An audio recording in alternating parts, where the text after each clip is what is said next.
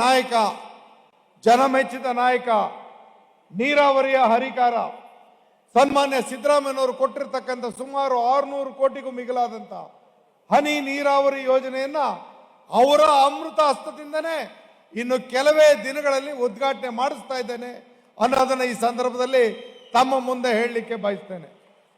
ಇದರ ಜೊತೆಗೆ ಇವತ್ತು ಈ ಗಗನಚುಕ್ಕಿ ಜಲಪಾತದಲ್ಲಿ ನಾನು ಕುಮಾರ್ ಅವರು ಸ್ವಾಗತ ಮಾಡ್ತಿರೋದ್ರಿಂದ ಹೇಳಲಿಲ್ಲ.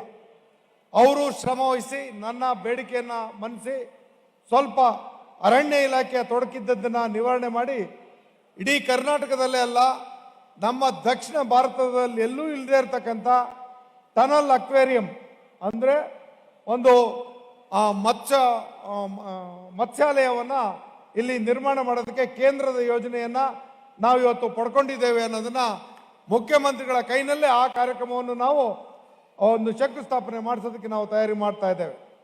ಎಲ್ಲದಕ್ಕಿಂತ ಹೆಚ್ಚಿನದಾಗಿ ಮೊನ್ನೆ ಮುಖ್ಯಮಂತ್ರಿಗಳ ಅಧ್ಯಕ್ಷತೆಯಲ್ಲಿ ನಡೆದಂಥ ಸಚಿವ ಸಂಪುಟ ಸಭೆಯಲ್ಲಿ ಸುಮಾರು 300 ಕೋಟಿಗೂ ಮಿಗಿಲಾದಂಥ ನೀರಾವರಿಯ ನಾಲಾ ಆಧುನೀಕರಣ ಕಾಮಗಾರಿಗಳನ್ನು ಮಳವಳ್ಳಿ ತಾಲೂಕಿಗೆ ವರವನ್ನಾಗಿ ಕೊಟ್ಟಂತ ನಮ್ಮ ಸದಾಕಾಲದ ಚೇತನ ನಮ್ಮ ನಾಯಕ ಸಿದ್ದರಾಮಯ್ಯನವರಿಗೆ ಎಲ್ಲರ ಪರವಾಗಿ ನಾನು ಅತ್ಯಂತ ಅಭಿನಂದನೆಗಳನ್ನ ಹೇಳಲಿಕ್ಕೆ ಬಯಸ್ತೇನೆ. ಈ ಎಲ್ಲ ಜವಾಬ್ದಾರಿನಲ್ಲಿ ಮಳವಳ್ಳಿ ಅಂದರೆ ವಿಶೇಷವಾದಂಥ ಪ್ರೀತಿ ಕಾಳಜಿ.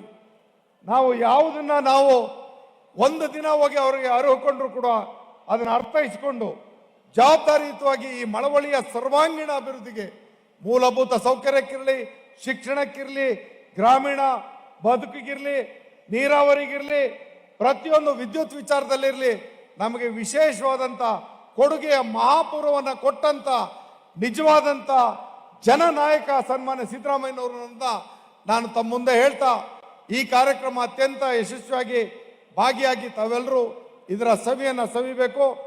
ಜಲಪಾತೋತ್ಸವ, ಅಲ್ಲಿನ ಬೆಳಕಿನ ಚಿತ್ತಾರ ಮತ್ತು ಇಲ್ಲಿನ ಸಂಗೀತದ ಒಂದು ರಸಸಂಜೆ ಕಾರ್ಯಕ್ರಮವನ್ನು ಕೂಡ ನಾವು 11:30 ತನಕ ಇವತ್ತು ಆಯೋಜನೆ ಮಾಡಿದ್ದೇವೆ.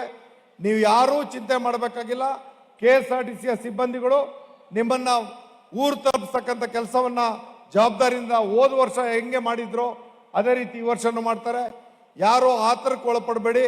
ನಿಮಗೆಲ್ರಿಗೂ ಸುರಕ್ಷಿತವಾಗಿ ಮನೆಗೆ ತಲುಪಿಸ್ತಕ್ಕಂಥ ಜವಾಬ್ದಾರಿ, ಊಟದ ವ್ಯವಸ್ಥೆ ಎಲ್ಲವೂ ಇರೋದ್ರಿಂದ ಸೌಜನ್ಯದಿಂದ ಸಂತೋಷದಿಂದ ಈ ಸಂಭ್ರಮದ ಕ್ಷಣಗಳನ್ನು ಅನುಭವಿಸಿ ಅನ್ನೋದಂಥ ಮನವಿಯನ್ನು ಮಾಡ್ತಾ ಮುಂದಿನ ಮಳವಳ್ಳಿಯ ಕಾರ್ಯಕ್ರಮದಲ್ಲಿ ಸರ್ವಾಂಗೀಣ ವಿಚಾರವನ್ನು ರಾಜ್ಯದ ಮತ್ತು ರಾಜಕೀಯದ ವಿಚಾರಗಳನ್ನು ನಾನು ಆ ವೇದಿಕೆಯಲ್ಲಿ ಮಾತಾಡ್ತೀನಿ.